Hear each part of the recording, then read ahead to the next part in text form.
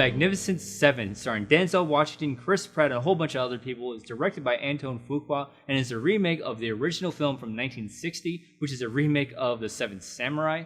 Regardless, in this film, 7 gunmen from the Old West come together to help a poor village take back their town from the ruthless Bartholomew Bogue.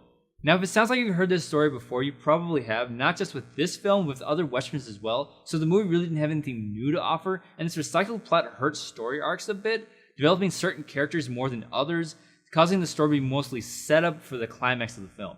But to be honest, that's not what I wanted to see out of this film. I wanted to see a fun gunslinging western, and for the most part, that's what I got.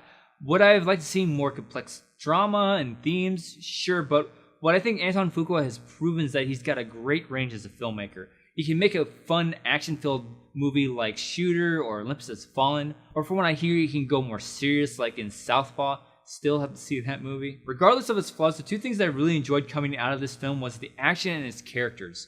Fuqua did a great job bringing these characters together, because if the characters didn't work on screen, the movie wouldn't have worked. There really wasn't a character that I didn't like. Out of all the characters, you're bound to find something that you connect with, because each character brings something to the crew that I think you will find enjoyable.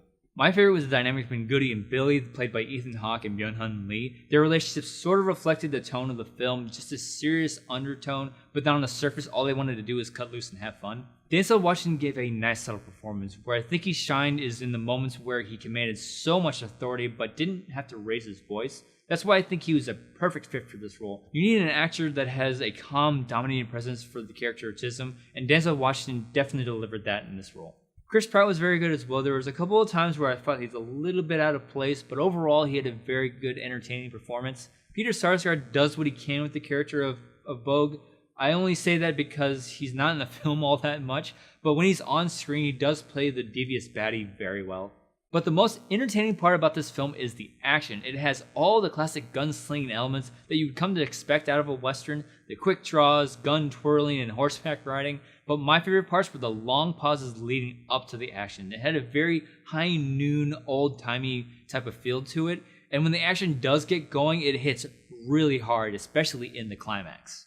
So if you're expecting a meaningful drama period piece, this isn't it, but where it lacks in certain places, it makes up for with fun characters and good old-fashioned western action, and I will give The Magnificent Seven 3.5 out of 5 stars.